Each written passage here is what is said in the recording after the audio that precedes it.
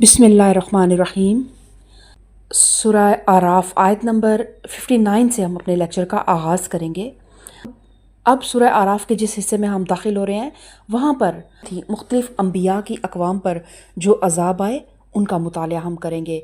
अल्लाह ताला ने सूरह आराफ में सिर्फ़ गुज़श्ता कौमों की तारीख़ बयान नहीं की बल्कि हमारे लिए एक आईना रखा है। हज़रत नूह अलैहिस्सलाम, हज़रत हूद अलैहिस्सलाम, हज़रत स्वालेह अलैहिस्सलाम और दीगर अम्बिया अलैहिमुस्सलाम के वाक़यात दरअसल ये बताते हैं कि जब भी अल्लाह का पैगाम इंसानों तक पहुँचा, लोगों के सामने सिर्फ़ दो रास्ते थे, हक़ को कबूल करना या तकब्बुर की वजह से उसे रद्द कर देना। तो आज हम जिन आयात का मुतालिया करेंगे इनमें मुख्तलिफ़ कौमें हैं, मुख्तलिफ़ ज़माने हैं, मुख्तलिफ़ हालात हैं, लेकिन इन सब के दरमियान एक हकीकत मुश्तरक है। दावत तौहीद एक ही है, अम्बिया का पैगाम एक ही है और हक़ के इनकार का अंजाम भी हमेशा एक ही रहा। आइए हम इन वाक़यात को महज किस्से समझ कर ना सुने बल्कि अपने दिल से ये सवाल करें कि अगर मैं उन कौमों में मौजूद होता तो मेरा किरदार क्या होता। क्या मैं अम्बिया की आवाज़ पर लब्बैक कहने वालों में शामिल होता या तकब्बुर और दुनिया की मोहब्बत में हक़ को ठुकरा देने वालों में। तो अल्लाह ताला से दुआ है कि वो हमें कुरान को सिर्फ़ पढ़ने वाला नहीं बल्कि उससे हदायत हासिल करने वाला बनाए। आमीन सुम्मा आमीन। अल्लाहुम्मा हदिनी व सद्दिदनी रब्बि इश्रह ली सदरी व यस्सिर ली अमरी वहलुल उक़दतम मिन लिसानी यफ़क़हू क़ौली रब्बि ज़िदनी इल्मा। अऊज़ु बिल्लाहि मिनश शैतानिर रजीम। बिस्मिल्लाहिर रहमानिर रहीम। उदउ रब्बकुम तज़र्रुअन व खुफ़िय्यह इन्नहु ला युहिब्बुल मुअतदीन वला तुफ़सिदू फ़िल अर्ज़ि बअद इस्लाहिहा वदऊहु खौफ़न व तमअ इन्न रहमतल्लाहि क़रीबुम मिनल मुहसिनीन। अपने रब को पुकारो गिड़गिड़ाते हुए और चुपके चुपके, यकीनन वो हद से गुज़रने वालों को पसंद नहीं करता। और ज़मीन में फ़साद बर्पा ना करो जबकि उसकी इस्लाह हो चुकी है। और खुदा ही को पुकारो खौफ के साथ और तमा के साथ, यकीनन अल्लाह की रहमत नेक किरदार लोगों के करीब है। तो हद से गुज़रना अल्लाह को पसंद नहीं है, ख्वाह वो इबादतों में ही हद से गुज़रना क्यों ना हो। ये हमारा दीन मोतदिल है, तो इसमें अल्लाह ने हमेशा एतदाल को, म्याना रवि को पसंद किया है। और ज़मीन में फ़साद बर्पा ना करो यानी ज़मीन के इंतज़ाम को ख़राब ना करो। इंसान का अल्लाह की बंदगी की हद से निकल कर अपने नफ्स या दूसरों की बंदगी इख्तियार करना, अल्लाह की हदायत को छोड़कर अपने इखलाक, मुआशरत और तमद्दन को ऐसे असूल और कवानीन पर कायम करना जो अल्लाह के सिवा किसी और की रहनुमाई से माखूज़ हो। यही वो बुनियादी फ़साद है जिससे ज़मीन के इंतज़ाम में ख़राबी की बेशुमार सूरतें रूनुमा होती हैं। और इसी फ़साद को रोकना कुरान का मकसूद है। और फिर इसके साथ कुरान इस हकीकत पर भी मुतनब्बे करता है कि ज़मीन के इंतज़ाम में असल चीज़ फ़साद नहीं है। यानी फ़साद ऐसी चीज़ नहीं है कि ज़मीन जब बनी तो इसमें फ़साद ही फ़साद था, फिर चंद लोग आए और उन्होंने इस फ़साद को ख़त्म किया, बल्कि ज़मीन की असल चीज़ सलाह है जिस पर फ़साद महज इंसान की जहालत और सरकशी से आरिज़ होता रहा है। बल्कि फ़िल हकीकत इंसानी ज़िंदगी का आगाज़ सलाह से हुआ है और बाद में इस दुरुस्त निज़ाम को गलत कार इंसान अपनी हमाकतों और शरारतों से ख़राब करते रहे। इसी फ़साद को मिटाने और निज़ाम हयात को असर-ए-नो दुरुस्त करने के लिए अल्लाह ताला ने वक्तन फ़वक्तन अपने पैगम्बर भेजे और उन्होंने हर ज़माने में इंसान को यही दावत दी है कि ज़मीन का इंतज़ाम जिस सलाह पर कायम किया गया था इसमें फ़साद बर्पा करने से बाज आ जाओ। और फिर अल्लाह ताला फरमाता है, और वो अल्लाह ही है जो हवाओं को अपनी रहमत के आगे आगे खुशखबरी लिए हुए भेजता है। फिर जब वो पानी से लदे हुए बादल उठा लेती हैं तो उन्हें किसी मुर्दा सरजमीन की तरफ हरकत देता है और वहाँ मींह बरसा कर उस मरी हुई ज़मीन से तरह तरह के फल निकाल लाता है। देखो इस तरह हम मुर्दों को हालत मौत से निकालते हैं। शायद कि तुम इस मुशाहिदे से सबक लो। जो ज़मीन अच्छी होती है वो अपने रब के हुक्म से खूब फल फूल लाती है और जो ज़मीन ख़राब होती है उससे नाकिस पैदावार के सिवा कुछ नहीं निकलता। इस तरह हम निशानियों को बार बार पेश करते हैं उन लोगों के लिए जो शुक्रगुजार होने वाले हैं। तो यहाँ पर अल्लाह ताला ने एक तमसील पेश की है कि जो बारिश है ना, वो हर एक जैसी बारिश जो है وہ ایک ہی جیسی ہوتی ہے، اور جس زمین پہ پڑتی ہے اگر وہ زمین بابرکت ہو تو اس میں سے خیر پھوٹ پڑتی ہے، لیکن اگر زمین ناقص ہو تو اس میں سے سوائے کانٹوں کے اور کچھ نہیں نکلتا۔ اسی طرح رسالت کی ان برکتوں سے بھی صرف وہی انسان فائدہ اٹھاتے ہیں جو حقیقت میں صالح ہوتے ہیں، جن کی صلاحیتوں کو محض رہنمائی نہ ملنے کی وجہ سے نمایاں ہونے اور برسر کار آنے کا موقع نہیں ملتا۔ رہے شرارت پسند اور خبیث انسان، تو جس طرح بنجر اور شوریلی زمین باران رحمت سے کوئی فائدہ نہیں اٹھاتی بلکہ پانی پڑتے ہی اپنے پیٹ کے چھپے ہوئے زہر کو کانٹوں اور جھاڑیوں کی صورت میں اگل دیتی ہے، اسی طرح رسالت کے ظہور سے ان انسانوں کو بھی کوئی فائدہ نہیں پہنچتا جن میں خیر نہیں ہوتی، بلکہ اس کے برعکس ان کے اندر دبی ہوئی تمام خباثتیں ابھر کر پوری طرح برسر کار آ جاتی ہیں۔ تو اس تمثیل کے بعد کئی رکوعوں میں مسلسل تاریخی شواہد پیش کر کے واضح کیا گیا ہے کہ ہر زمانے میں نبی کی بعثت کے بعد انسانیت دو حصوں میں تقسیم ہوتی رہی، ایک طیب حصہ جو فیض رسالت سے پھلا اور پھولا اور بہتر برگوبار لایا، اور دوسرا خبیث حصہ جس نے کسوٹی کے سامنے آتے ہی اپنی ساری کھوٹ نمایاں کر کے رکھ دی، اور آخر کار اس کو ٹھیک اسی طرح چھانٹ کر پھینک دیا گیا جس طرح سنار چاندی سونے کی کھوٹ کو چھانٹ کر پھینک دیتا ہے۔ لقد ارسلنا نوحا الى قومه فقال یا قوم اعبدوا اللہ ما لکم من الہ غیرہ انی اخاف علیکم عذاب یوم عظیم۔ ہم نے نوح کو اس قوم کی طرف بھیجا، اس نے کہا اے برادران قوم، اللہ کی بندگی کرو اور اس کے سوا تمہارا کوئی خدا نہیں ہے، میں تمہارے حق میں ایک ہولناک دن کے عذاب سے ڈرتا ہوں۔ تو اب اس تاریخی بیان کی ابتدا حضرت نوح اور ان کی قوم سے کی گئی ہے، کیونکہ قرآن کی روح سے جس صالح نظام زندگی پر حضرت آدم علیہ السلام اپنی اولاد کو چھوڑ کر گئے تھے، اس میں سب سے پہلا بگاڑ حضرت نوح کے دور میں رونما ہوا، اور اصلاح کے لیے اللہ تعالیٰ نے ان کو پھر معمور فرمایا۔ اور قرآن کے ارشادات اور بائبل کی تصریحات سے بھی یہ بات جو ہے واضح ہو جاتی ہے کہ حضرت نوح کی قوم اس سرزمین میں رہتی تھی جس کو آج ہم عراق کے نام سے جانتے ہیں، اور بابل کے آثار قدیمہ میں بائبل سے قدیم تر جو کتبات ملتے ہیں ان میں بھی اس کی تصدیق ہو جاتی ہے۔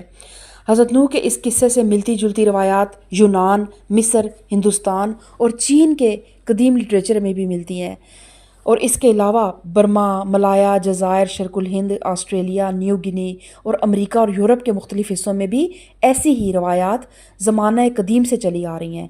اس سے صاف ظاہر ہوتا ہے کہ یہ قصہ اس عہد سے تعلق رکھتا ہے جب کہ پوری نسل آدم کسی ایک ہی خطہ زمین میں رہتی تھی اور پھر وہاں سے نکل کر دنیا کے مختلف حصوں میں پھیلی۔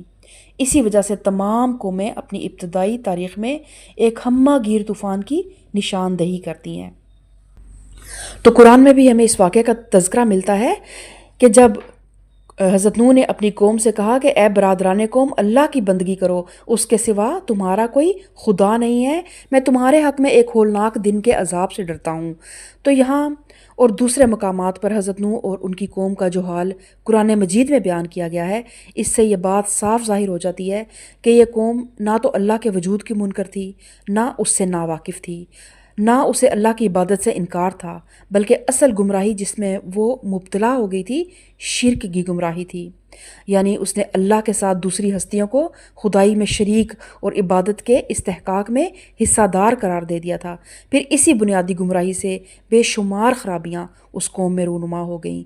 جو خود ساختہ معبود خدائی میں شریک ٹھہرا لیے گئے تھے، ان کی نمائندگی کرنے کے لیے قوم میں ایک خاص طبقہ پیدا ہو گیا جو تمام مذہبی، سیاسی اور معاشی اقتدار کا مالک بن بیٹھا، اور اس نے انسانوں میں اونچ اور نیچ کی تقسیم پیدا کر دی، اجتماعی زندگی کو ظلم و فساد سے بھر دیا اور اخلاقی فسق و فجور سے انسانیت کی جڑیں کھوکھلی کر دیں۔ آپ حالات سنیں گے تو آپ کو لگے گا کہ یہ حضرت نوح کا دور نہیں، یہ آج کے ہی انسانوں کی بات ہو رہی ہے، یہ آج ہمارے حالات کی بات ہو رہی ہے، جہاں پہ اونچ نیچ بھی ہے، جہاں پہ انسانوں پہ ظلم و ستم بھی ہے، جہاں پہ انصاف جو ہے وہ بالکل مفقود ہو چکا ہے۔ تو حضرت نوح علیہ السلام نے اس حالت کو بدلنے کے لیے ایک زمانہ دراز تک انتہائی صبر و حکمت کے ساتھ کوشش کی، مگر عامۃ الناس کو ان لوگوں نے اپنے مکر کے جال میں ایسا پھانس رکھا تھا کہ اصلاح کی کوئی تدبیر کارگر ثابت نہ ہوئی۔ آخر کار حضرت نوح علیہ السلام نے اللہ تعالیٰ سے دعا کی کہ ان کافروں میں سے ایک کو بھی زمین پر زندہ نہ چھوڑ، کیونکہ اگر تو نے ان میں سے کسی کو بھی چھوڑ دیا تو یہ تیرے بندوں کو گمراہ کریں گے، اور ان کی نسل سے جو بھی پیدا ہوگا بدکار اور نمک حرام ہی پیدا ہوگا۔ اور حضرت نوح علیہ السلام نے تقریباً 900 سال تک تبلیغ کی، اور صرف 80 لوگ ان پر ایمان لے کر آئے۔ اور پھر آگے سے قوم کے سرداروں نے کیا جواب دیا؟ اس کے قوم کے سرداروں نے جواب دیا، ہم کو تو یہ نظر آتا ہے کہ تم صریح گمراہی میں مبتلا ہو۔ نوح نے کہا، اے برادران قوم، میں کسی گمراہی میں نہیں پڑا ہوں، بلکہ میں رب العالمین کا رسول ہوں، تمہیں اپنے رب کے پیغامات پہنچاتا ہوں، تمہارا خیر خواہ ہوں، اور مجھے اللہ کی طرف سے وہ کچھ معلوم ہے جو تمہیں معلوم نہیں ہے۔ کیا تمہیں اس بات پر تعجب ہوا کہ تمہارے پاس خود تمہاری اپنی قوم کے ایک آدمی کے ذریعے سے تمہارے رب کی یاد دہانی آئی تاکہ تمہیں خبردار کرے اور تم غلط روی سے بچ جاؤ اور تم پر رحم کیا جائے؟ تو اب یہاں پر یہ جو معاملہ ہے نا حضرت نوح اور ان کی قوم کے درمیان، وہ بالکل ایسا ہی ہے جیسے مکہ میں نبی اکرم صلی اللہ علیہ وسلم اور آپ کی قوم کے درمیان پیش آیا تھا۔ جو پیغام حضرت نوح کا تھا وہی حضرت محمد صلی اللہ علیہ وسلم کا تھا، اور جو شبہات اہل مکہ کے تھے، ان کے سرداران کے تھے، وہی شبہات ہزاروں سال پہلے سرداران قوم نوح نے حضرت نوح کی رسالت کے بارے میں ظاہر کیے تھے۔ پھر ان کے جواب میں جو باتیں حضرت نوح کہتے تھے بعین ہی وہی باتیں محمد صلی اللہ علیہ وسلم بھی کہتے تھے۔ آگے چل کر دوسرے انبیاء علیہ السلام کے قصے بھی مسلسل بیان ہو رہے ہیں، تو ان میں بھی یہی دکھایا گیا کہ ہر نبی کی قوم کا رویہ اہل مکہ کے رویے سے، اور ہر نبی کی تقریر حضرت محمد صلی اللہ علیہ وسلم کی تقریر سے ہو بہو مشابہ ہے۔ اس سے قرآن اپنے مخاطبوں کو یہ سمجھانا چاہتا ہے کہ انسان کی گمراہی ہر زمانے میں بنیادی طور پر ایک ہی طرح کی رہی ہے، اور اللہ کے بھیجے ہوئے معلموں کی دعوت بھی ہر عہد اور ہر سرزمین میں یکساں ہی رہی ہے، اور ٹھیک اسی طرح پھر ان لوگوں کا انجام بھی ایک جیسا ہوا ہے جن لوگوں نے انبیاء کی دعوت سے منہ موڑا اور اپنی گمراہی پر اصرار کیا۔ تو پھر آگے سے قوم نے کیا کیا؟ مگر انہوں نے اس کو جھٹلایا۔ آخر کار ہم نے اسے اور اس کے ساتھیوں کو ایک کشتی میں نجات دی اور ان لوگوں کو ڈبو دیا جنہوں نے ہماری آیات کو جھٹلا دیا تھا، یقیناً وہ اندھے لوگ تھے۔ تو اب پھر کیا ہوا؟ قوم نوح پر طوفان آیا، زمین سے بھی پانی کے سوتے پھوٹ پڑے اور آسمان سے بھی پانی جو ہے اس کے سوتے پھوٹ پڑے، اور پھر یہ قوم جو ہے وہ تباہ و برباد ہو گئی، پانی کے ریلوں میں بہہ گئی۔ اور اللہ کے حکم سے حضرت نوح علیہ السلام نے ایک کشتی بنائی، اور اس میں جو ایمان لانے والے تھے آپ پر وہ سب لوگ سوار ہو گئے، اور اس کے ساتھ ساتھ ہر جاندار کا ایک ایک جڑا بھی اس کشتی میں حضرت نوح علیہ السلام کے ساتھ سوار ہوا۔ اور پھر یہ کشتی جو ہے کوہ جودی پر کتنے سالوں بعد جا کے ٹھہر گئی، اور یہ لوگ جو ہیں دوبارہ زندگی ان سے آغاز ہوا زندگی کا۔ اسی لیے پھر حضرت نوح علیہ السلام کو آدم ثانی بھی کہا جاتا ہے۔ وَإِلَىٰ عَادٍ أَخَاهُمْ هُودًا قَالَ يَا قَوْمِ اعْبُدُوا اللَّهَ مَا لَكُم مِّنْ إِلَٰهٍ غَيْرُهُ أَفَلَا تَتَّقُونَ۔ اور عاد کی طرف ہم نے ان کے بھائی ہود کو بھیجا، اس نے کہا، اے برادران قوم، اللہ کی بندگی کرو، اس کے سوا تمہارا کوئی خدا نہیں ہے، پھر کیا تم غلط روی سے پرہیز نہ کرو گے؟ تو یہ جو عاد تھے یہ عرب کی قدیم ترین قوم تھی، جس کے افسانے اہل عرب میں زبان زد و عام تھے۔ بچہ بچہ ان کے نام سے واقف تھا، ان کی شوکت، ان کی حشمت ضرب المثل تھی۔ پھر دنیا سے ان کا نام و نشان تک مٹ جانا بھی ضرب المثل ہو کر رہ گیا۔ اسی شہرت کی وجہ سے عربی زبان میں ہر قدیم چیز کے لیے عادی کا لفظ بولا جاتا ہے۔ آثار قدیمہ کو عادیات کہتے ہیں۔ جس زمین کے مالک باقی نہ رہے ہوں اور جو آباد کار نہ ہونے کی وجہ سے افتادہ پڑی ہوئی ہو، اسے عادی الارض کہا جاتا ہے۔ قدیم عربی شاعری میں ہم بڑی کثرت سے اس قوم کا ذکر دیکھتے ہیں۔ عرب کے ماہرین انساب بھی اپنے ملک کی معدوم شدہ قوموں میں سب سے پہلے اسی قوم کا نام لیتے ہیں، اور حدیث میں آتا ہے کہ ایک دفعہ نبی اکرم صلی اللہ علیہ وسلم کی خدمت میں بنی زہیل بن شیبان کے ایک صاحب آئے جو عاد کے علاقہ کے رہنے والے تھے، اور انہوں نے وہ قصے حضور صلی اللہ علیہ وسلم کو سنائے جو اس قوم کے متعلق قدیم زمانوں سے ان کے علاقے کے لوگوں نے نقل کیے ہوئے تھے۔ تو قرآن کی روح سے اس قوم کا اصل مسکن احقاف کا علاقہ تھا، جو حجاز، یمن اور یمامہ کے درمیان جنوب مغرب میں واقع ہے، اور یہیں سے پھیل کر ان لوگوں نے یمن کی مغربی سواحل اور عمان اور حضرموت سے عراق تک اپنی طاقت کا سکہ جمایا تھا۔ تاریخی حیثیت سے اس قوم کے آثار دنیا سے تقریباً ناپید ہو چکے ہیں، لیکن جنوبی عرب میں کہیں کہیں کچھ پرانے کھنڈر موجود ہیں جنہیں عاد کی طرف نسبت دی جاتی ہے۔ حضرموت میں ایک مقام پر حضرت ہود کی قبر بھی مشہور ہے۔ ہود علیہ السلام نے جو اپنی قوم کو پیغام دیا تو آگے سے ان کے سرداروں نے کیا جواب دیا۔ قال الملأ الذين كفروا من قومه إنا لنراك في سفاهة وإنا لنظنك من الكاذبين۔ اس کی قوم کے سرداروں نے جو اس کی بات ماننے سے انکار کر رہے تھے جواب میں کہا، ہم تو تمہیں بے عقلی میں مبتلا سمجھتے ہیں اور ہمیں گمان ہے کہ تم جھوٹے ہو۔ اس نے کہا، اے برادران قوم، میں بے عقلی میں مبتلا نہیں ہوں بلکہ میں رب العالمین کا رسول ہوں، تم کو اپنے رب کے پیغامات پہنچاتا ہوں اور تمہارا ایسا خیر خواہ ہوں جس پر بھروسہ کیا جا سکتا ہے۔ کیا تمہیں اس بات پر تعجب ہوا کہ تمہارے پاس خود تمہاری اپنی ہی قوم کے ایک آدمی کے ذریعے سے تمہارے رب کی یاد دہانی آئی تاکہ وہ تمہیں خبردار کرے؟ بھول نہ جاؤ کہ تمہارے رب نے نوح کی قوم کے بعد تم کو اس کا جانشین بنایا اور تمہیں خوب تنومند کیا، پس اللہ کی قدرت کے کرشموں کو یاد رکھو، یعنی کہ اللہ کی نعمتوں اور اس کے احسانات کو یاد رکھو، اور یہ فراموش نہ کرو کہ جس نے تمہیں یہ نعمتیں دی ہیں وہ انہیں چھین لینے کی قدرت بھی رکھتا ہے۔ امید ہے کہ تم فلاح پاؤ گے۔ انہوں نے جواب دیا، کیا تو ہمارے پاس اس لیے آیا ہے کہ ہم اکیلے ہی اللہ کی عبادت کریں اور انہیں چھوڑ دیں جن کی عبادت ہمارے باپ دادا کرتے آئے ہیں؟ اچھا تو لے آ وہ عذاب جس کی تو ہمیں دھمکی دیتا ہے اگر تو سچا ہے۔ اس نے کہا، تمہارے رب کی پھٹکار تم پر پڑ گئی اور اس کا غضب ٹوٹ پڑا۔ کیا تم مجھ سے ان ناموں پر جھگڑتے ہو جو تم نے اور تمہارے باپ دادا نے رکھ لیے ہیں جن کے لیے اللہ نے کوئی سند نازل نہیں کی ہے؟ اچھا تو تم بھی انتظار کرو اور میں بھی تمہارے ساتھ انتظار کرتا ہوں۔ اور یہاں پر بھی یہ بات نوٹ کرنے کے قابل ہے کہ حضرت ہود کی قوم بھی اللہ کی منکر یا اللہ سے ناواقف نہیں تھی اور نہ اسے اللہ کی عبادت سے کوئی انکار تھا۔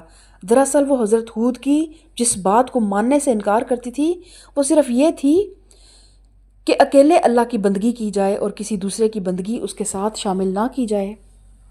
تو پھر حضرت ہود علیہ السلام نے جو فرمایا کہ تم چند ناموں پر مجھ پر جھگڑتے ہو، یعنی کہ تم نے کسی کو بارش کا اور کسی کو ہوا کا اور کسی کو دولت کا اور کسی کو بیماری کا رب کہتے ہو، حالانکہ ان میں سے کوئی بھی فی الحقیقت کسی چیز کا رب نہیں ہے۔ اس کی مثال موجودہ زمانے میں بھی ہمیں ملتی ہے۔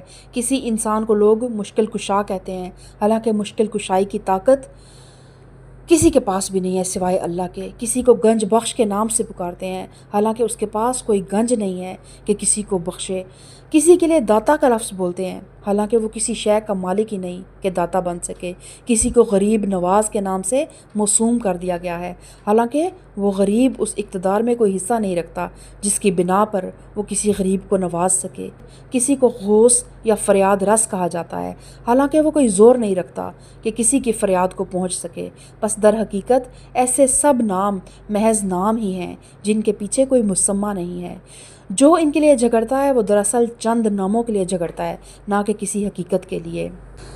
تو حضرت ہود نے فرمایا کہ ان ناموں کے لیے اللہ نے کوئی سند نازل نہیں کی، یعنی اللہ جس کو تم رب بھی کہتے ہو اس نے کوئی سند تمہارے ان بناوٹی خداؤں کی الہیت اور ربوبیت کے حق میں نازل نہیں کی ہے۔ اس نے کہیں یہ نہیں فرمایا کہ میں نے فلاں فلاں کو اپنی طرف سے خدائی کا اتنا حصہ منتقل کر دیا ہے۔ کسی کو اللہ نے مشکل کشائی یا گنج بخش کا اذن نہیں دیا، تم نے آپ ہی آپ اپنے وہم و گمان سے اس کی خدائی سے جتنا چاہا جس کو چاہا حصہ دے ڈالا ہے۔ تو پھر حضرت ہود علیہ السلام نے کہا اچھا تو تم بھی انتظار کرو اور میں بھی تمہارے ساتھ انتظار کرتا ہوں۔ آخر کار ہم نے اپنی مہربانی سے ہود اور اس کے ساتھیوں کو بچا لیا اور ان لوگوں کی جڑ کاٹ دی جو ہماری آیات کو جھٹلا چکے تھے اور ایمان لانے والے نہ تھے۔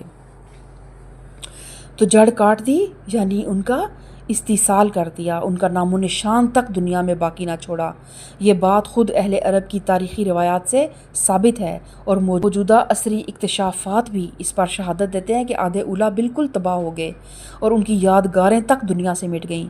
چنانچہ مورخین عرب انہیں عرب کی بعیدہ یعنی معدوم اقوام میں شمار کرتے تھے۔ اور عاد علیہ السلام کی قوم پر جو عذاب آیا تھا وہ انشاءاللہ میں اگلے لیکچر میں اس کو شیئر کروں گی۔ تو اللہ تعالیٰ ہمیں ان قوموں سے، ان کے حالات سے، ان کی غلطیوں سے سیکھنے کی توفیق دے۔ اللہ تعالیٰ ہمیں ان سے عبرت حاصل کرنے کی توفیق دے۔ ہمیں صرف اس قرآن کو، ان قوموں کے حالات کو جسٹ قصے سننے کے لیے نہ سنیں، بلکہ اپنے لیے عبرت حاصل کریں، سبق حاصل کریں اور اپنی غلطیوں کی اصلاح کریں۔ اللہ تعالیٰ ہم سب کو صراط مستقیم پہ چلنے کی توفیق عطا فرمائے۔ آمین ثم آمین۔ سبحان ربک رب العزت عما یصفون وسلام علی المرسلین والحمد للہ رب العالمین۔